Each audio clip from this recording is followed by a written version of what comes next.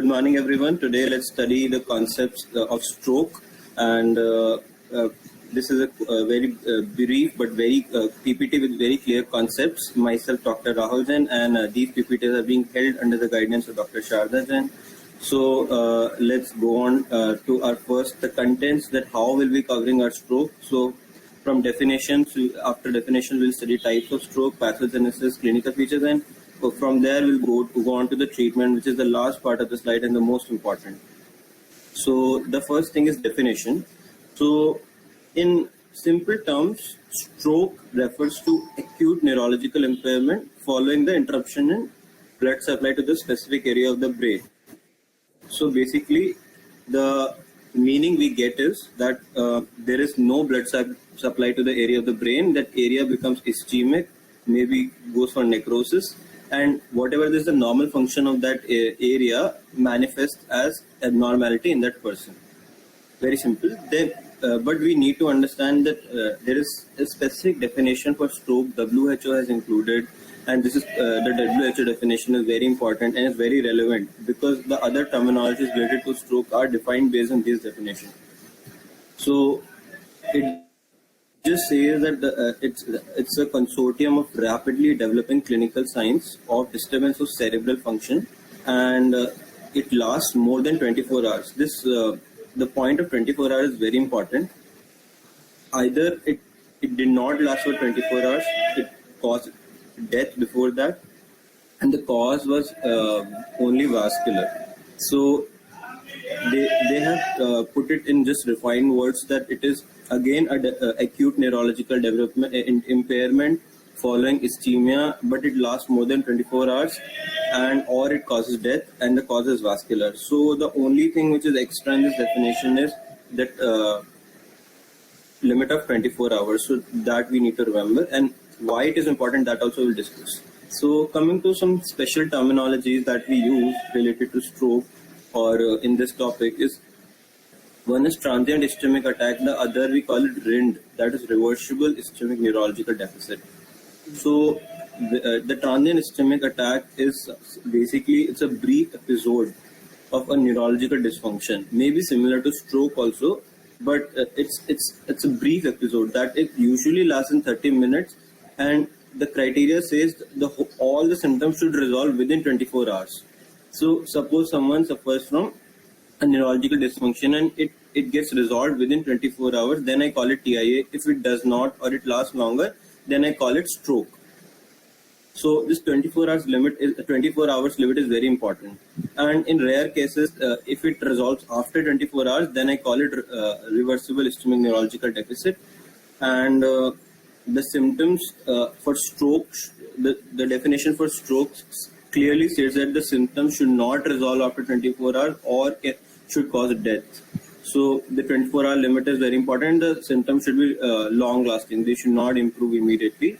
Then the symptoms of transient ischemic attacks are very important, that a person can present with anything neurological, like evening headaches, he can complain of dizziness, vertigo in evening every day. Like, so every day in evening he'll be like, I'm getting some headache or some dizziness, or the person won't be able to speak. And then there is a very specific sign we'll study later about it, deviation of angle of mouth. So they complain that sometimes whenever they smile, their face moves to one side. So these are indication that in near future, like within 10 days, within 15 days, they have a chance of suffering from stroke. So it is a chance that their body is giving to them, that if they refer to a neurologist at this point, we can save a stroke from happening. So this is very important. Transient ischemic attack is a very important thing, and it's very important to identify it. So stroke is, which has already happened. So the disability has already happened, and there is very minimal things we can do about it. But transient ischemic attack is something which is very reversible. So we start treatment at that point, and that also just medical management. Then we can save the patient from getting stroke ever. So understanding transient ischemic attack is very important, and its symptoms. Then yes, basically mainly the stroke is of two types. So we need to know these stroke types, and we need to understand then what are the special symptoms in each stroke. So stroke can be ischemic stroke and hemorrhagic stroke, and we also need to understand that what is actually happening in ischemic stroke, what is happening in hemorrhagic stroke. So basically in both the strokes, the area is becoming dead, which is supplied being that vascular supply. So, but the mechanisms are totally different. So, just as in the sake of completion, the ischemic stroke. First of all, ischemic stroke, the incidence is 80% and hemorrhagic stroke is 20%. So, the most of the strokes we see in patients and in we see it's ischemic stroke. And ischemic stroke can be embolic stroke, thrombotic stroke, or lacunar stroke.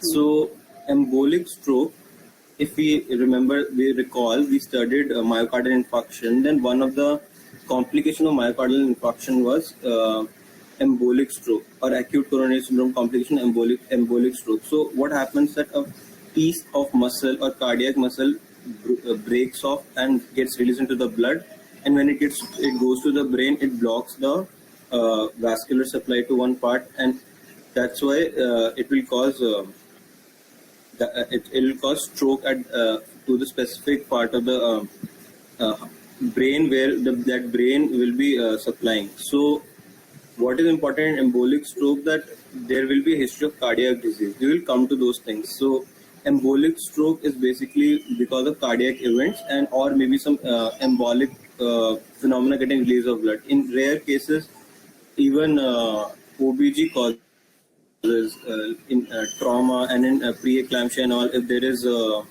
amniotic fluid embolism, that can also present as stroke. So it's very important. Then thrombotic stroke is similar to my acute coronary syndrome, that vulnerable plaque theory, atheromatous plaque formation, and that is where the similar thing is happening in the brain, where the arteries will get clogged over the time. So the risk factors are same as acute coronary syndrome. And there's one more entity, lacunar stroke. So there are very thin vessels in the heart, in the brain, deep brain parenchyma, and when atherosclerotic occlusion involves those arteries, and this is because of hypertension. So it causes small infarcts, and those small infarcts are similar to lacunae, so the name lacunar stroke. Then hemorrhagic stroke is basically related to hemorrhage. There is subarachnoid, there is subdural or extradural hemorrhage, and there is intraparenchymal bleed. Mostly the brain bleedings we know as because of trauma, but then even massive hypertensive emergency can also cause hemorrhagic stroke. We'll understand the pathogenesis. So yes, first coming to pathogenesis of ischemic stroke. So I'll discuss pathogenesis of ischemic stroke, then I'll go on hemorrhagic stroke. So coming to ischemic stroke. So the first thing is the ischemic stroke pathogenesis is similar to what we have read in case of acute coronary syndrome, and it is basically a summary of what we have discussed in some previous videos. That is, what does ultimately diabetes do, what does ultimately hypertension do, what does ultimately lipid levels will do. So basically what happens that the atheromatous plaque formation we have spoken about in before videos also, that unstable and unstable plaque. So basically a plaque is getting formed, and that plaque is getting formed because of multiple risk factors. There's not one risk factor involved. So there is hypertension causing vascular injury, then diabetes is causing increased lipid levels, diabetes is also causing vasculopathy, the person is also smoking, that is also causing hypertension, catecholamine release is happening. Even oral contraceptive pills have been known to be associated with stroke. So stroke is a contraindication for prescribing OCPs to any person, any female. So the risk factors are basically lipid levels, hypertension, smoking, alcohol, diabetes, vasculitis. So all these will cause occlusion of the vessel. So that occlusion will not let the blood go on to the part which is the vessel will be supplying, and that the brain tissue will die, and there, since the brain tissue is rich in lot of fat cells, then this will cause liquefactive necrosis there. So there is an interesting concept of penumbra. So this penumbra term is very important. So we can see in the small figure, there is a black area and then there is a red area. So if there is occlusion of any artery or any vessel supplying the part of the brain, so the central part will receive very less blood supply, that is less than 10 ml per 100 per minute, and this part will immediately become dead. But then there is a zone which is just next to this dead part. This is called as transition zone or penumbra zone. Or this transition zone has a blood supply in range of 10 to 18. So at this point, if I control the fever and hyperglycemia, I can prevent this part from getting dead. So this is where a neurologist pictures comes in picture, and this is where our medical interventions come in picture. That the part which has already become dead, that we cannot regenerate, but the part which is in penumbra zone, that part we can control through our therapies. Okay. It's a reversible ischemic zone. Good. So, and also we need to remember that this zone increases in size with fever and hyperglycemia. So we need to always control the fever and hyperglycemia in stroke patients at that point, immediately after the stroke happens, because we don't want the penumbra to become big. So yes, this was about the ischemic disease, ischemic stroke pathogenesis. Going over to hemorrhagic stroke. Hemorrhagic stroke pathogenesis is very simple, that hypertensive emergency that we had discussed under hypertension causes rupture of blood vessel within parenchyma, and that rupturing of blood vessel will cause localized blood accumulation, and the part which was supposed to get the blood supply will become dead, and the common sites are basal ganglia, thalamus, cerebellum and pons. Basal ganglia being the most common site. In basal ganglia also there is one area, putamen, that is the most common site. So most of the times in hemorrhagic stroke, we see stroke in putamen area. So the two things which are, so even in ischemic stroke, there is one site which is very common. We'll study about it. So these are the two sites we need to remember, that if we're seeing a patient of ischemic stroke, the specific site, yes, I mentioned it, it is posterior limb of internal capsule, and when it's the most common site. And when I'm seeing hemorrhagic stroke, it's the putamen of basal ganglia, which is the most common site. So these are the two most common sites, and majority of the patients suffer stroke at these sites. So we'll read the sites again. Will you repeat the sites again? Yes. For ischemic stroke, it is the posterior limb of internal capsule. Okay. And for hemorrhagic stroke, it is the putamen of basal ganglia. So we at least need to know the clinical features specific to posterior limb of internal capsule, because in majority of the patient we see these features. So coming to clinical features, yes, this slide is very important. So basically, for every patient, we try to differentiate that is the stroke embolic, is the stroke thrombotic, or is the stroke hemorrhagic, because the management is completely different. Okay. So is based on the concept that so I'll just go back to the classification. So in ischemic stroke, we have embolic stroke and thrombotic stroke, and in hemorrhagic stroke we have all the types of hemorrhages. So we are trying to differentiate that is it a hemorrhagic stroke or is it an embolic and thrombotic stroke, because the management differs for each. Okay. So this is my goal of differentiating them. So it is then going on to how to differentiate. So everything is concept wise. So if we go on the pathogenesis, why thrombotic stroke is happening? Thrombotic stroke is happening because of causing of thrombosis, which will take some time. So it is not like even if there's a vulnerable plaque, just if it undergoes any acute changes, it will take few hours to cause complete occlusion. Correct. So it is the same thing which we see in myocardial infarction also, that patient presents with chest pain, and then we have some golden period, and we have some time to remove that clot, and the clot is partially forming, and then after some time it gets completely formed. So same pathogenesis is involved in thrombosis, and in embolism it is an immediate phenomena. So already the emboli formed somewhere else in the body, and it travels and immediately causes complete obstruction. And speaking about the hemorrhage, it is the rupture of the vessel due to hypertension. Very high BP, that is a hypertensive emergency. So in embolism, the stroke will happen within seconds. So the patient will be doing some activity or maybe exercise, and the heart, because of the high cardiac rate, will release the embolus, and that embolus will cause immediately a stroke. So that stroke will happen within the second. So when we will take a history from the patient attenders, that they will tell that he was completely fine, and then in next few seconds he just developed weakness or whatever symptom associated with the stroke. So that is the first clue, that is embolism. In thrombosis, it takes some time to develop. So patient will initially have some weakness, then after 1 hour it will become even more, then after few hours it will become even more, because the occlusion is taking some time to develop. And the more the time it happens, that we will listen to this history that patient slept well, and then when he woke up he had weakness. Okay. So over the whole night sleep, he developed the weakness. So then going on to the hemorrhage. So hemorrhage is also hemorrhage occurs at the height of any stress. So we know that stress triggers catecholamine release, that will cause even more elevation of blood pressure, and that will cause hypertensive hemorrhage in the brain. So from the history itself, we start differentiating that is it an embolus, is it a thrombosis, or is it hemorrhage.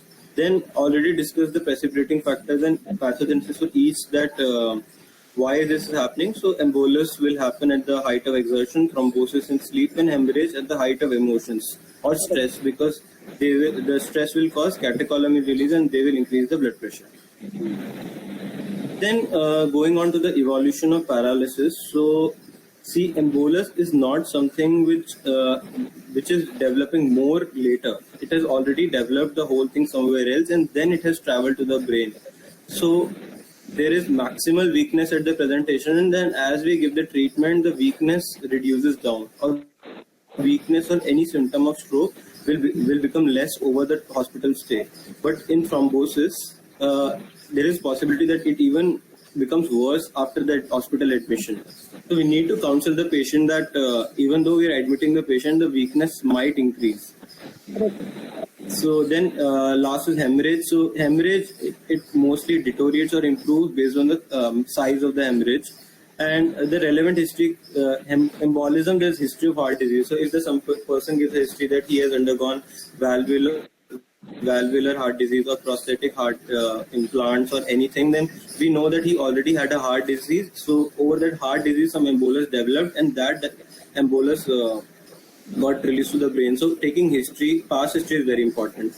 Then the point of TIA comes here, that in thrombosis, the patient will suffer from TIA.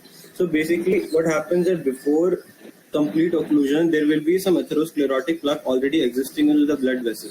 So that will cause ischemic attacks from time to time. So TIA patient can give history that over the few days before the development of stroke, he was suffering from vertigo every day in the evening or something like that. So we need to, if he comes at that point only and we detect this TIA, then it is amazing. Otherwise, we can go retrospectively and can just see that there is a history of TIA to confirm the diagnosis of thrombosis. मतलब TIA ignore नहीं करना चाहिए. बिल्कुल भी नहीं. Then hemorrhage is causing blood accumulation inside the cranial cavity, and cranial cavity is a closed cavity. So that closed cavity, the brain hemorrhage will increase the intracranial pressures, and it will lead to the symptoms of all intracranial pressures. So seizures, vomiting, headache. So any patient who is come with seizures at the admission and is having stroke, then I suspect that there is hemorrhagic stroke. Okay. So this was. Then it is because of the intracranial pressure is more. So you suspect it is hemorrhagic. That's right. Yes. So I've just mentioned that increased intracranial pressure, the symptoms are seizures, vomiting, headache, and blurring of vision. Because the increased pressure will compress all the structures, and that compression of those structures will cause stimulation, and that's why these things are occurring. Here they just mentioned that the definition of seizures. seizures are abnormal, excessive, and hypersynchronous brain discharge, neuronal discharge in the brain. So yes, then coming to specific symptoms. So obviously the symptoms which we have read now are based on differentiating the type of paralysis, but then they will cause a specific part, always involve a specific brain part, because since they will involve a specific brain part, there will be a specific clinical symptom. So if it's a stroke involving thalamus, then I know that there will be thalamocortical dissociation or something like that. So those will be specific symptoms related to the specific brain part which gets affected due to when it becomes necrose or it becomes dead due to affect when the blood supply gets affected to that specific part. Then yes, since we discussed before also, the most common area in ischemic stroke is posterior limb of internal capsule. So posterior limb of internal capsule, what actually happens? So the posterior limb of internal capsule is supplied from lenticulostriate branch of middle cerebral artery. I have mentioned here lenticulostriate branch of MCA, that is middle cerebral artery. It gets occluded and the posterior limb of internal capsule becomes necrose, and that presents as, now this becomes a very important point, that presents as contralateral hemiplegia and contralateral upper motor nerve 7th nerve palsy. So each and every word is very important. So first of all, many times we would have seen stroke patients having half-sided body weakness, and there will be some facial deviation. So it is contralateral, which means if my right posterior limb of internal capsule gets affected, it is the left side of the body and the left side of 7th nerve which gets affected.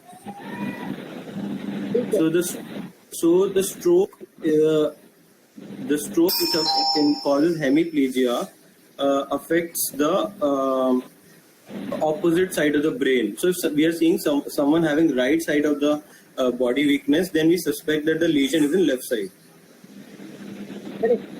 So it is contralateral hemiplegia and contralateral upper motor nerve 7th palsy. So we will also read what is upper motor nerve 7th nerve palsy and what is lower motor nerve 7th nerve palsy. So I think the point here is very clear that posterior limb of internal capsule affected in ischemic stroke presents as contralateral hemiplegia and contralateral UMN palsy. The main terms are contralateral and UMN 7th nerve palsy. So going to the next slide. So just for anatomy, I mentioned that where actually is the posterior limb of internal capsule. So this is the brain. This one, I'm speaking about the image on the right side, upper image. So this is a horizontal section of my brain. So I can see that at the level of thalamus. So here is the thalamus. I can see there is something called as posterior limb of internal capsule and anterior limb of internal capsule. So it is basically present at the level of thalamus. Then this internal capsule is formed how? So from the brain, the cortex, there are some fibers coming and they get condensed over these internal capsules. So basically it's the neuronal fibers condensed in the form of condensed fibers from the brain, from the cortex. So whenever these condensed fibers gets necrose, the whole, the wherever the sensations they are carrying from these part of the brain becomes useless. They don't work. So that is why a very small area is causing half of the body's weakness and paralysis and half of the face's affection. So it is a very small area, but still then that's why it's also called as dense paralysis. So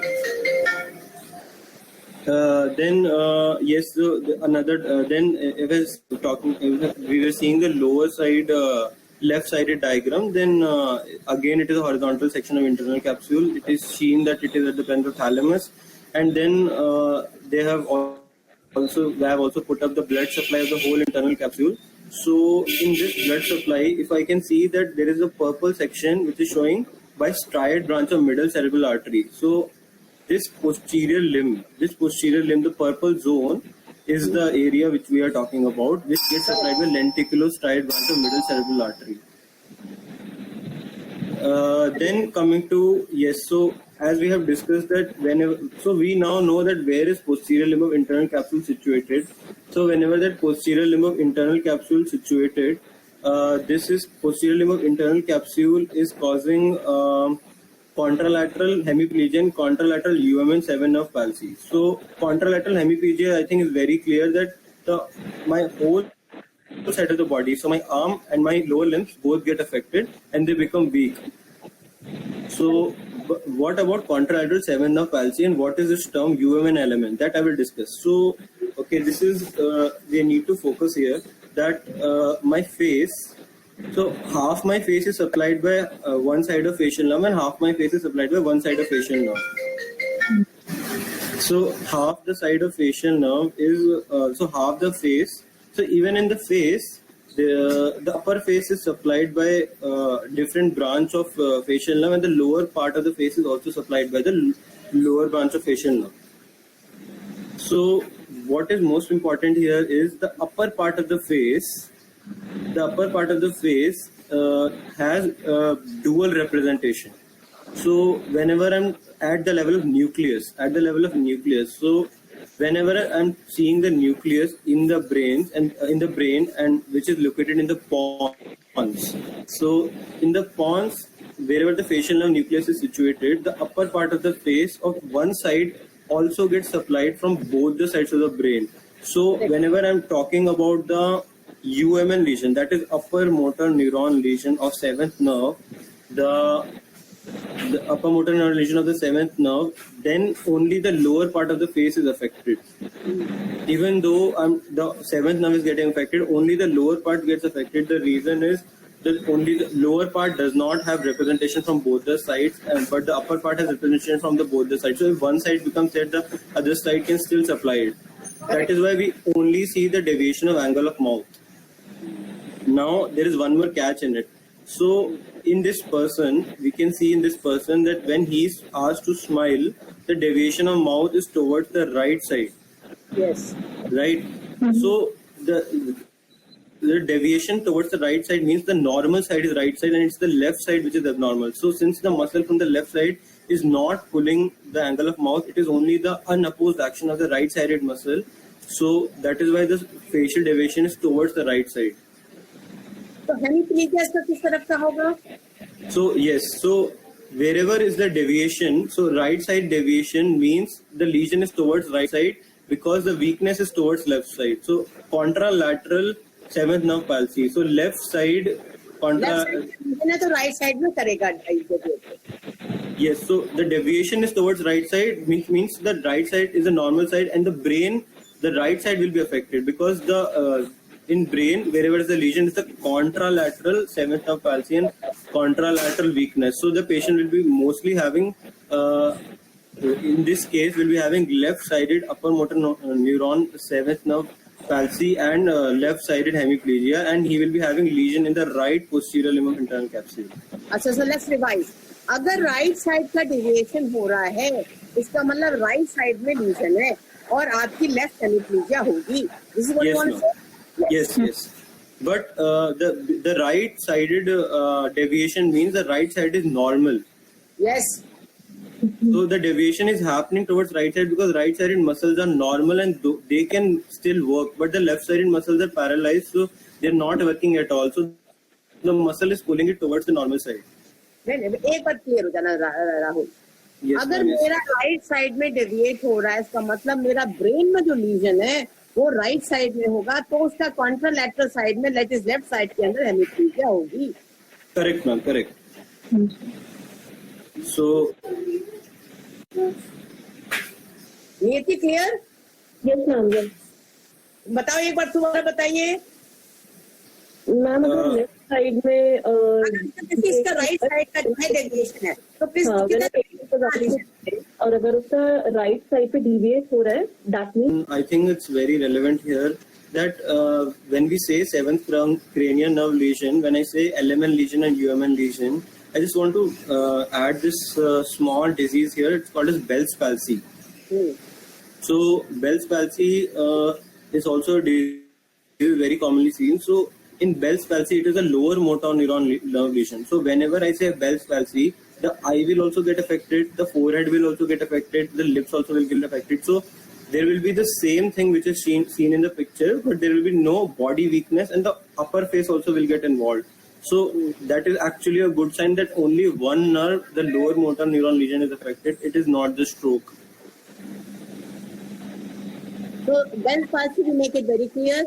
In Bell's palsy, there is no body weakness, but upper part of the face is involved. That means eyes, forehead, and the this drooling of fluid of the mouth will be there on the affected side. Okay, on the affected side. Yes.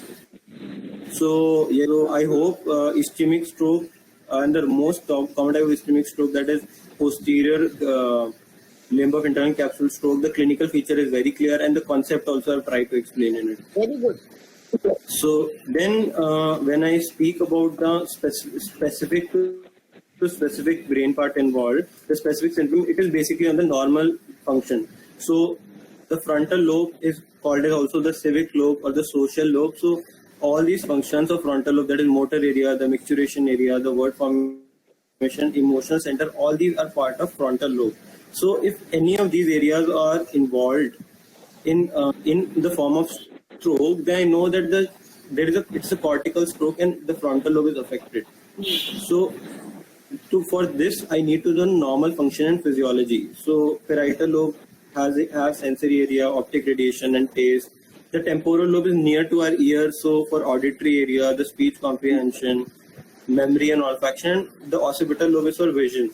So if someone is having just cortical vision loss, then I know that it's a stroke involving some artery which supplies the occipital lobe. Correct. So again we go retrospectively like this. Then this one more interesting slide. So the arteries. So we know that it is always the artery which gets involved in the thrombotic stroke, and even in any stroke it is a vascular origin. So again, knowing the blood supply becomes very important. So just in brief, if we can remember this, that when we see the lateral side of the brain, it is the middle cerebral artery which supplies the major area, and anteriorly a small strip by anterior cerebral and posteriorly by small strip by posterior cerebral. But on the medial side, it is mainly the anterior cerebral and posterior cerebral, and middle cerebral has very less area to supply. Just from completion sake. Then going on to the investigation for understanding what investigations to be done when we suspect stroke, or we are sure the patient will have stroke. And and one more important thing is the patient is coming with hypertensive stroke, the BP will usually be more than 120, 120. So that also should give a clue that it is a hemorrhagic stroke. But we can never be sure, so we'll rule out through investigations. So yes, there are few things. First is Cincinnati pre-hospital stroke scale. I'll discuss about. So then after Cincinnati pre-hospital stroke scale, I'll go to NCCT brain. So first I will do NCCT brain. So that is non-contrast computed tomography brain. So when I will do a brain, if we have to remember this, that the CT will show me either hemorrhage or any calcification, but it will not show ischemic stroke. So I want to do if my hemorrhage and yes ma'am. CT के बारे में haemorrhage को बताएगा और किसको बताएगा? Thrombus का बताएगा. Calcification, not thrombus. Calcification. So NCCT brain will tell me about any hemorrhage or any calcification. At the point of stroke, calcification is not relevant, but it's the hemorrhage. So if NCCT brain is showing me some hemorrhage, then I know it is a hypertensive stroke or it's a hemorrhagic stroke. But if the patient's NCCT is normal, I have two possibilities. So if the patient's NCCT brain is normal and I'm sure that it is stroke, then I know for sure it is ischemic stroke. I need not even MRI. But to confirm the diagnosis of ischemic stroke, I need to do MRI brain, and even more advanced than MRI brain, we have now fluid attention inversion recovery and diffusion weighted imaging. So for sure these things will detect the ischemic stroke.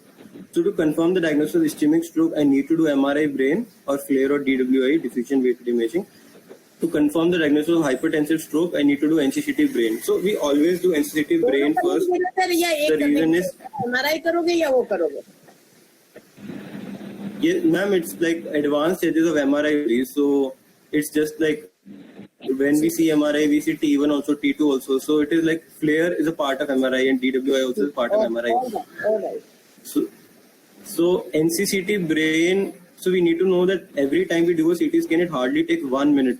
But when you do MRI, it takes more than 20 minutes. So NCCT brain is faster to do and easier to do. So this is also one reason that we do NCCT brain first. So because again here the time is brain and in heart the time is muscle. So then we'll go since if it was a brain में time क्या है? That penumbra zone, the ischemic zone. We can sail that reversible zone if we stop the ongoing injury or the insult to the brain. Then the vascular imaging. The vascular imaging is I can do MR angiography or CT angiography. Rahul, one thing.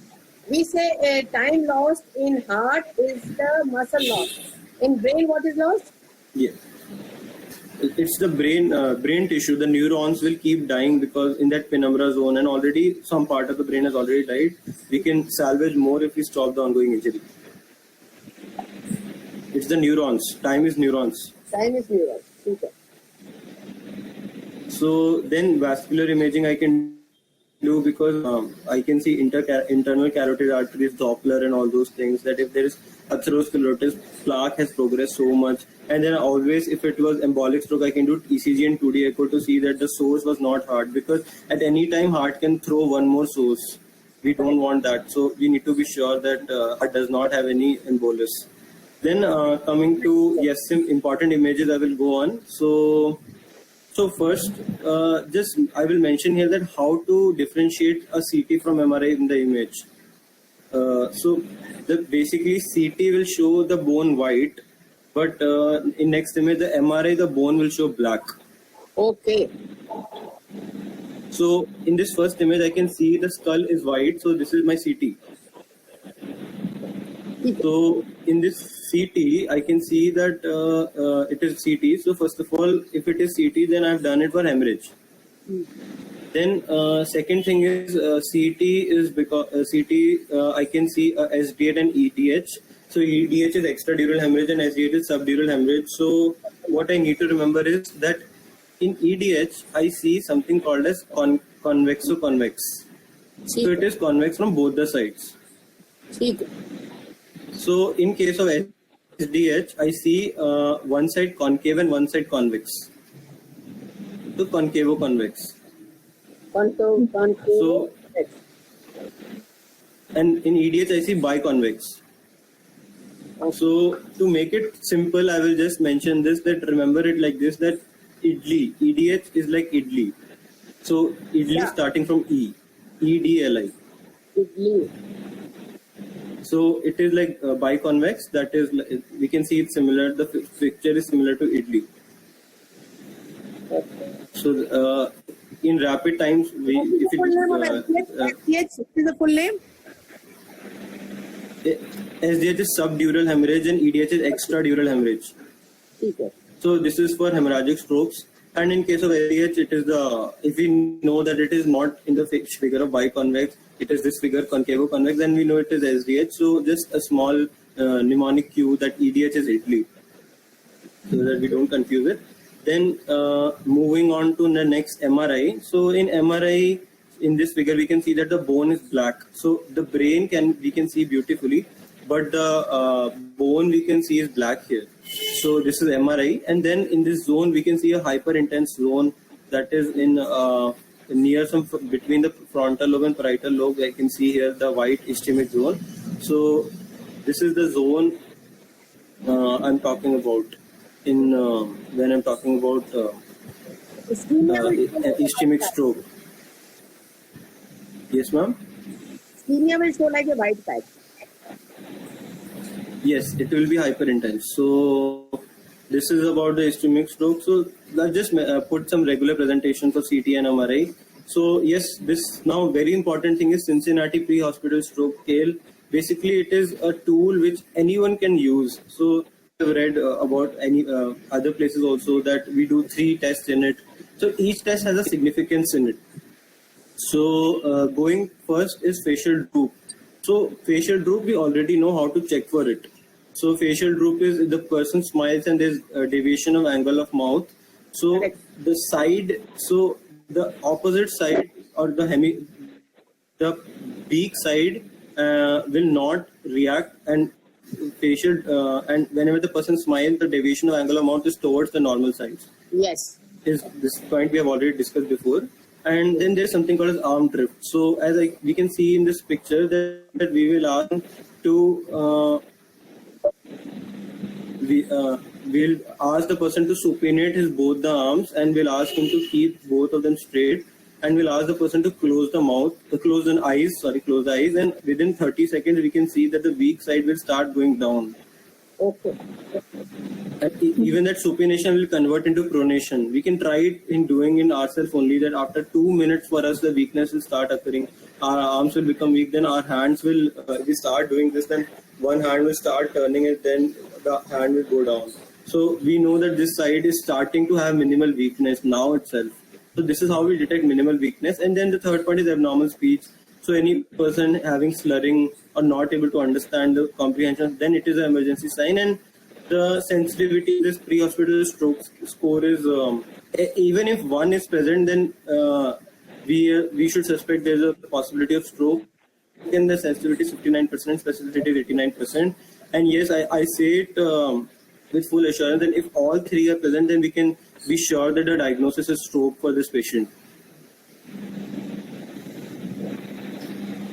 So this becomes very important to check these things, so the person can say a sentence normally, if there is any facial droop on smiling, and if there is any arm drift. So this is where the first responder can check without any investigation that the person has stroke or possibility of stroke or not. Then going on to the last part of the presentation today, the management, and we'll discuss the management of hemorrhagic stroke and management of ischemic stroke, and both are very different. So I hope everything is clear till now. Yes. So management of hemorrhagic stroke. So I will just go back to the pathology once more, pathogenesis. So to understand the management, understanding the pathogenesis is very important. So going on to the hemorrhagic stroke, the pathogenesis is rupture of blood vessel within parenchyma due to very high BP, that is due to hypertensive emergency. So basically, normally what would have happened, that if a blood vessel ruptures anywhere in the body, the coagulative mechanisms will work there and will stop the bleeding blood vessel.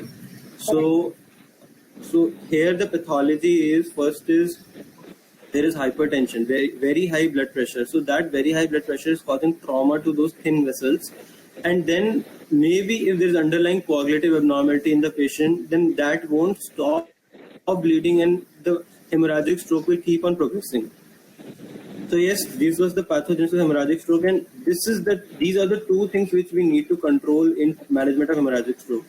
The first is, if any coagulopathy is there, then I need to stop that coagulopathy so that that body itself tries to perform the coagulation and stops the bleeding. Yes. So I need to give patient vitamin E and fresh frozen plasma. Okay. Then if there is coagulopathy, so that's why our investigation will start with doing PT, APTT for those patients, and we will see if it's not elevated. Then if there is very high BP, so if the BP is more than 185, 110, then this is the guideline. The 185, 110 is the golden number. So it should be lowered using the drugs which are non-vasodilating, because of the same reason that if a drug is vasodilating drug, so any drug which causes vasodilatation, like even amlodipine or any calcium channel blocker also for that matter, those drugs will cause rebleed, because the moment bleed happens in the brain because of the hemorrhage, the vessels undergo vasoconstriction. Correct. So we don't want vasodilation, because the moment vasodilation happens, the bleeding will start occurring again because the vessels are damaged. Yes, yes. So the drugs like labetalol, and there is drugs which are neuroprotective, nicardipine. It is a calcium channel blocker, but it does not have vasodilating properties. It works by different mechanism of action. So there we give it in case of hemorrhagic stroke. Then obviously the accumulation of blood in the brain will increase the intracranial pressures. So patient can suffer from seizures, headache, projectile vomiting. In vomiting also we have discussed before that there is a vomiting which is associated with nausea and vomiting not associated with nausea. So this is the vomiting which is not associated with nausea. So we need to give mannitol, barbiturates, and then seizure prophylaxis, because with each seizure, brain suffers more ischemia and it is harmful for the brain. So we need to prevent seizures. So we give drugs to avoid seizures. We start them on antiepileptics. Then we also give steroids. The steroids will decrease the intracranial pressure and also decrease vasogenic cerebral edema. I've also discussed there also that steroids are given in vomiting associated with increased intracranial pressures. Then there are some things like hyperventilation. So hyperventilation has been known to cause vasoconstriction, and so we need to control. We ask the patient to do hyperventilation, and then complication monitoring and supportive management. Yes, we will discuss supportive management in more detail in just next slide. So this one. जैसे बताते हैं कि अगर आपको लगा है कि आपको स्ट्रोक है तो आप हाइपरवेंटिलेशन करते चले जाए before you reach the hospital. इसका क्या rationale है? Ma'am, it's not very simple. We should not ask the patient to do hyperventilation unless the diagnosis of stroke is confirmed. Okay. So if it is not hemorrhagic stroke, I will not ask him to do hyperventilation, because then we don't know how the patient is responding. We are not sure of stroke unless we get a CT scan done or maybe MRI. So then there's one more point I would increase, that why I need to control blood pressures, because the high blood pressures are associated with increased hematoma size. So that's why this is the reason that high blood pressure is causing, we are trying to control the high blood pressure, because we don't want the hematoma size to increase. And then again hyperventilation will cause cerebral vessel contraction, and then there are multiple complications associated. So patient is admitted in basically critical care, and we monitor for any loss of consciousness, any GCS drop, or any airway loss, or even increase and causes hemorrhagic stroke happening again, and all these things. So this comes under the part of complication monitoring, and then there's supportive management that we will discuss in next slide. So this was all about hemorrhagic stroke. Then going on to the ischemic stroke. So in ischemic stroke, I will just go back to pathogenesis again.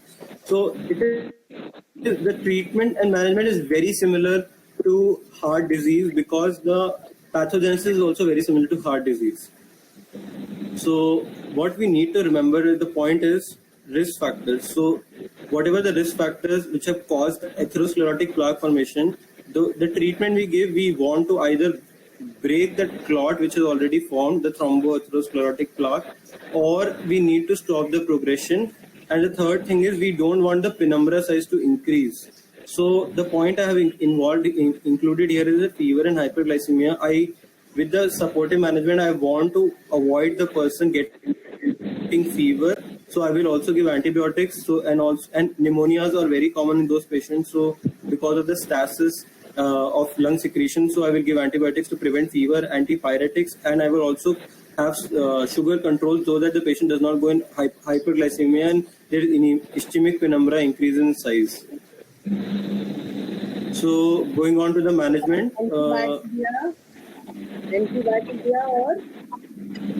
We'll cover, ma'am. So first is, what is the golden period? So I'll just mention this, that the golden period we follow in our country is 4.5 years.